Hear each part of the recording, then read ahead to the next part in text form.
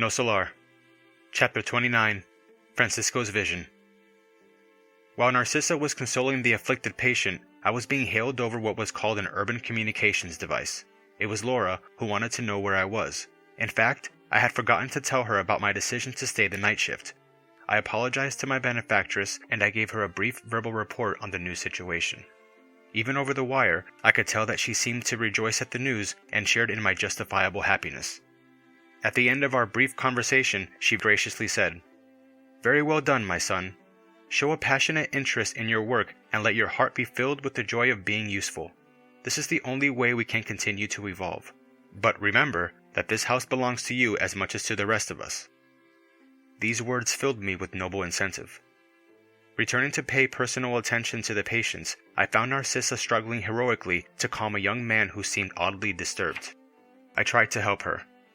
Blindly gazing into space, the poor boy was shouting in agony, "Help me, for the love of God! I'm afraid! I'm afraid!" And with the painful look of someone who was experiencing profound horror, he exclaimed, "Sister Narcissa, it is coming! The monster! I can feel the worms again! It! Save me from it, sister! I don't want! "Calm down, Francisco," replied the dedicated nurse. "You can break free and feel serene and happy, but it depends on your own efforts. Just pretend that your mind is a sponge soaked in vinegar. You must wring out that sour substance. I'll help you, but you must do the hardest work yourself." The patient showed he was willing to try, and he calmed down as he listened to her caring suggestions. However, he then took on the same pallor as before and began yelling new exclamations. "But sister, listen to me. It won't go away. It is back again, to torment me. Look! Look!" "Yes, Francisco, I see it," she agreed patiently, "but it is essential for you to help me drive it away." "Oh, what a diabolical ghost," he added, weeping like a child and inspiring my compassion. "Put your trust in Jesus and forget the monster," the wretched young man's nurse piously said, "and let me apply some passes. The ghost will flee from us." And she applied healthy and comforting magnetic fluids to him. Francisco thanked her, looking enormously relieved. "Now," he said after the magnetic operation was over, "I feel calmer." Narcissa arranged his pillow and asked a nurse to bring him a glass of magnetized water. Her example as a nurse was constructive to me. Good, like evil, is everywhere mysteriously contagious. Noticing my earnest desire to learn, Narcissa showed that she was willing to initiate me into the sublime secrets of service. "What was the patient referring to?" I asked, really impressed. "Is he being pursued by some kind of shadow that I can't see?" The old worker of the chambers of rectification smiled kindly and said, "No, actually, he is being pursued by his own corpse." "What do you mean?" "The poor man was excessively attached to his physical body and came to the spirit world after a disaster caused by his own sheer imprudence. For many days, he refused to conform to his new situation and wouldn't leave his interred remains. He was so deeply ensconced in the domain of illusion that he actually tried to resurrect his stiff body, and he spent a long time in that sad effort.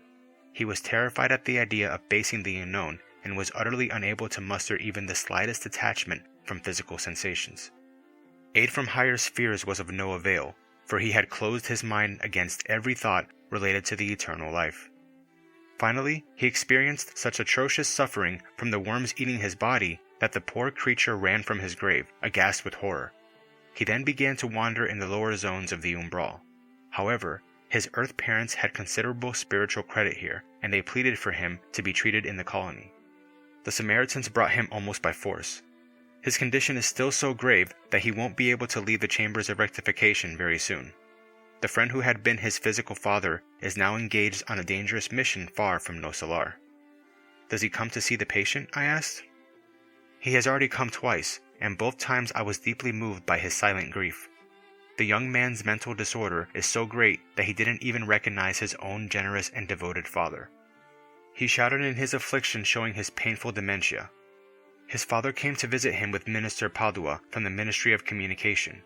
He seemed far above the human condition while in the presence of that noble friend, who had been responsible for the hospitalizing of his unhappy son.